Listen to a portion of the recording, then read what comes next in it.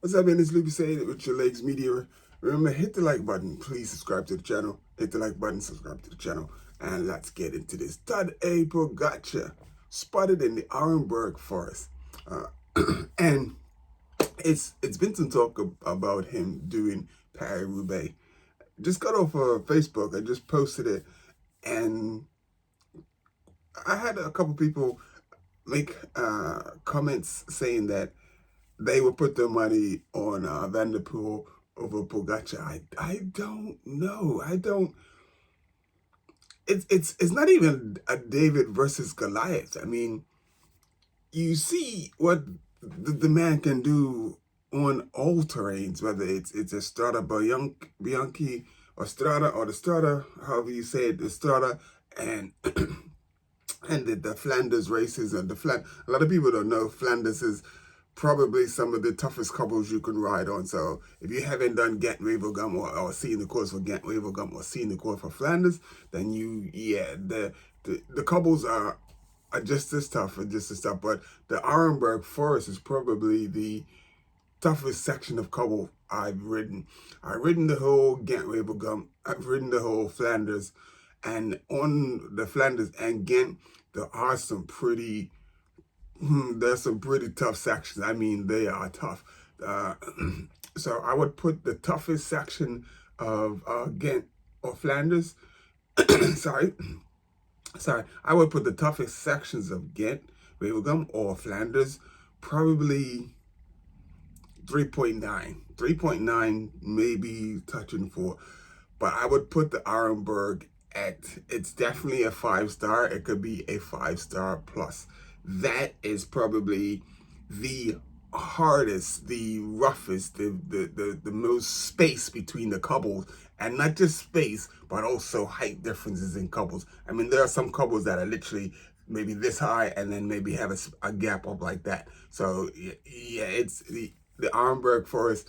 So when I first got on it, it was just like, holy cow. I was a bit intimidated, but then I realized that the only way to ride through the Arenberg Forest is you can. If you're on a mountain bike, then you can slow, you can bubble over it. But if you're on a road bike, you have to keep the pressure on and ride. So basically what you want to do is sort of be riding the tops of the cobbles. And it's not even like the other thing is like how do you hold the handlebars. You don't have a deft grip on the handlebars. That's a big mistake as well. So we could get into that another time, but yeah, so check out this footage of Pogi riding the cobbles. Probably just got the footage of Pogi riding the cobbles next to me, and it's it's just so exciting. It's just so exciting just to see him in the Arenberg Forest. And he didn't go choose one of the other sectors. He could have chose a 2-star sector, 1-star, 3-star, you know, some of the other sectors that were shorter and stuff. He chose the Arenberg Forest. And he's a big kid, he's inquisitive. And he's like, what's all the fuss and all this talk about this? I want to see what this is about. This is just me. This is just what I'm saying. This is just what I think. And I think that's what it was. I think he was like, yeah, I need to go. You know, I'm here training for Flanders. Like I said, he was 60 kilometers from where the Arenberg Forest is. And for him, that's not really that long of a ride, you know. And if the day gets too long and he is too, you know, he feels like he's too far away from like the start where he wants to be back, they could always just jump in the car. And then I'm not gonna play the audio, but if you go back, someone's got it up on Instagram or Facebook or somewhere. Whoever's riding next to him, they're riding on I'll show you the path. This is the path next to it. And the path next to it, you can see how they have all the barriers up for the fence. But the path next to it it's pretty, it's dirt, but it's a lot smoother and easier to ride. So that's how they were able to get such like a steady view of what Pogi was doing on the cobbles. And like my video of the cobbles, you cannot see the difficulty.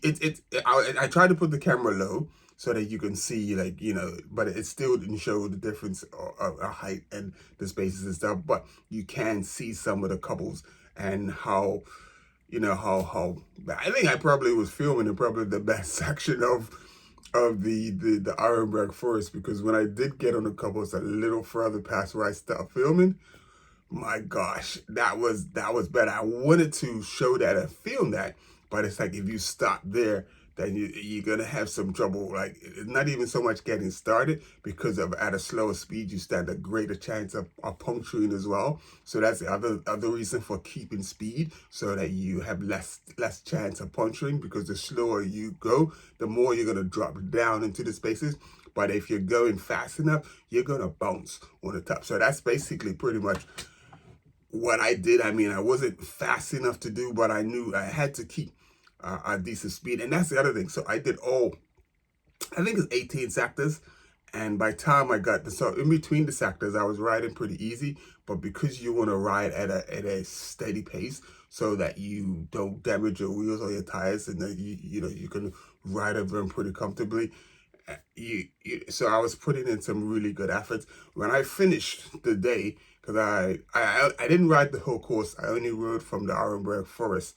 So I rode down from, is it Leo? Is it where? I think it's Leo. So I rode down from Leo down to the Arenberg Forest, and then at the Arenberg Forest that I came up. So if I can find that, here's a look at the Strava map. So I'm pretty sure it's on Strava, but yeah, here's a look at the Strava map of me riding down to the Arenberg Forest from where I was. So I took the train from Ghent down to Roubaix. I think it's Leo. I'm pretty sure it's Leo. And then I, got him a hotel. And the thing is, I know better the French hotels. The cheaper they are, the lower the price they are, you stand a chance of just putting yourself in a real dump. Don't do it. Don't do it. It was last minute. Most stuff was booked up. I couldn't find anything, but I was able to find something, because I had to stay in this one place for one day, but then something else came available a few days later, and then I went to the other place, which was much better, which was, yeah. So don't go for price. If you go to France, the last thing you want to do is go for price. If you go for price and you're like, oh man, this don't cost nothing. Yeah, you'll understand why it costs next to nothing. But back to things. So yeah, I rode down to the Arenberg Forest. I think I must have left out at 3 o'clock in the morning or something, really dark, because I was trying to get onto the route before the Sportif started. The Grand Fondo started, and I was way ahead of that, so I got on the course before the Grand Fondo started. And the funny thing is, the guys who were leading up the Grand Fondo caught me up probably with like 2 or 3 sectors to go, and I wasn't in no shape. I didn't need to be, but I did try to ride with him. I think I rode with him for 2 sectors, and I quite enjoyed it. It was quite a rush, and it's like it was one of those races that I wish I could have had access to, but because of like the way things are set up in Bermuda and throughout the Caribbean, there isn't much encouragement into trying to get to these places. So when we'll talk about going to this race or trying to do that, it's like, you can't do that. These guys are this and these guys are that. So what? When I went to the U.S., when I first went to the U.S., there was a lot of talk about these guys do this and these guys do that. But when I got there, they were all of that. I was behind the 8 ball, but after being there for a year or two, then I sort of caught up to that, and then I was able to be competitive, finish the races, even go for sprints, and contest some of the climbs. So you go to a place, you jump in, you put yourself in it, and then you put yourself in it. You see what you need to do, you do the work, and you get there. So that was the goal, to go from there and then to go to Europe. But as we were getting ready to go to Europe, it just didn't work out. A whole pile of personal things came into play, and it just didn't happen. And I'm just sad that it didn't happen. But hey, I would, my thing is now is that I'm going to see if I can find someone to coach, and I'm pretty sure that whoever I coach, I'm gonna be able to get them there to that place. It's going to be tough trying to coach uh, guys because they know everything already, and everyone's on this. Like, if you go to my WordPress, it's innisluby.wordpress.com. innisluby.wordpress.com. Go check it out. My article on microwave training versus endurance training, which is what I did. I did endurance training. Funny enough, which is what Tadej Pogacar does, endurance training, and it's not something that a lot of coaches teach today, because it requires time on the road, and it's low intensity miles, and a lot of people today just don't want to take the time. They want to be the best, but they don't want to put in the time that it takes to be the best. That's the crazy thing. In order to be the best, you need to put in some time to be the best. And the fact that coaches really don't encourage and zone 2 riding. So you're gonna dream about doing something like Milan to San Remo or Paris-Roubaix.